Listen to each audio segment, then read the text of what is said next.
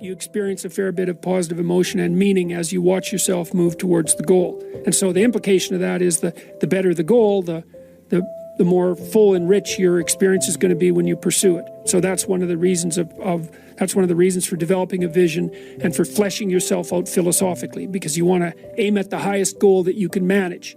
Okay, so you do that, and then what you'll find is that as you move towards the goal, there are certain things that you have to accomplish that frighten you. You know, maybe you have to learn to be a better speaker, a better writer, a better thinker, or you have to be better to people around you, or you have to learn some new skills and you're afraid of that. Whatever, because it's going to stretch you if you pursue a goal, and so that'll put you up against challenges. Okay, so all the clinical data indicates, well, the opposite of safe spaces, as Jonathan Haidt has been pointing out, that what you want to do when you identify something that someone is avoiding that they need to do because they're afraid, you have them voluntarily confront it. And so you break it down. What you try to do if you're a behavior therapist is you break down the thing they're avoiding into smaller and smaller pieces until you find a piece that's small enough so they'll do it. And it doesn't really matter as long as they start it. You know, then they can put the next piece on and the next piece. And what happens is they don't get less afraid exactly, they get braver. They get it's like there's more of them. And here's why. So imagine you do something new, and that's informative, right? There's information in the action, and then you can incorporate that information and turn it into a skill and turn it into a transformation of your perceptions. So there's more to you because you've tried something new. So that's one thing. But the second thing is, and there's good biological evidence for this now, that if you put yourself in a new situation, then new genes code for new proteins and build new neural structures and new nervous system structures. Same thing happens to some degree when you work out, right? Because your muscles are responding to the load, but your nervous system does that too. So you imagine that there's a lot of potential you locked in your genetic code. And then if you put yourself in a new situation, then the stress, that's the situational stress that's produced by that particular situation, unlocks those genes and then builds new parts of you. And so that's very cool, because who knows how much there is locked inside of you. Okay, so now here's the idea. So let's assume that scales as you take on heavier and heavier loads. That more and more of you get more and more informed because you're doing more and more difficult things, but more and more of you gets unlocked.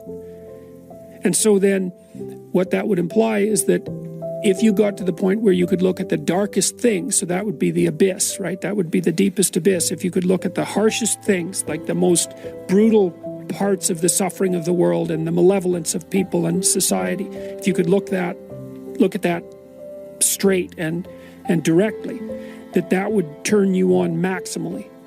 And so that's the idea of rescuing your father, because imagine that you're like the potential composite of all the ancestral wisdom that's locked inside of you biologically. But that's not going to come out at all unless you stress yourself, unless you challenge yourself. If you ask people what they regret, especially as they get older, what they generally report is things not done. So they don't regret so much mistakes they've made, although, of course, people obviously regret mistakes they've made as well. So they don't exactly regret sins of commission, right? Errors that they've actively made. They torment themselves for opportunities that had presented themselves that they did not, let's say, exploit or engage in.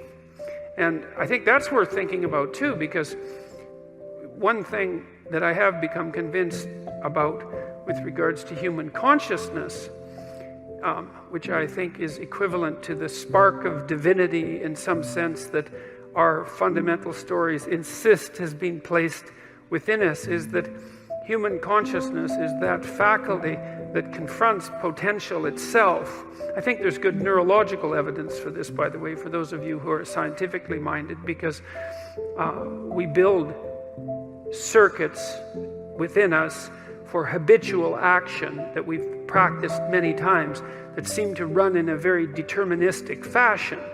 And we are a strange combination of deterministic and non-deterministic as far as I can tell. But what our consciousness seems to be for is to encounter those things that we have not yet encountered. And those things that we have not yet encountered seem to me to be those things that have not yet been brought into being. And so you could say that what our consciousness is for the encounter with potential. You know, that our consciousness is it's not for the past, it's not even for the present. It's to transform the future into the present. And really that's what our consciousness does. When you wake up in the morning, you have a new day ahead of you, and the day could take you in very many directions. And the weeks and the years, all of that can take you in very many directions. And you have some apprehension about what those directions might be. You have some apprehension about what role your choices might make in transforming that potential into one form of actuality or another. I mean, you certainly know that there are dreadful mistakes that you might be very tempted to make that would produce all manner of hell around you and still be tempted to do it. It seems like it's sitting there right in front of you as a possibility. You also know that, you could haul yourself up out of bed and attend to your duties and do the sorts of things that you're supposed to and set a few things right that day and that week, and that likely things would at least not be worse, and they would probably be better. And I do believe that I don't understand how this can be the case. I don't understand how it is that consciousness can function in that way, because I think to understand that, we would have to understand what it means for the future to be only potential rather than actuality, and who the hell understands that? I mean, no one. And then we'd have to understand how it is that our conscious choices and our conscious ethical choices transform that potentiality into actuality, into reality, into the present and the past. And we certainly act as if we believe that that's what we do. We upbraid ourselves. For example, when we do a bad job of it, we're upset with our children and those we love if we don't believe that they're living up to their potential.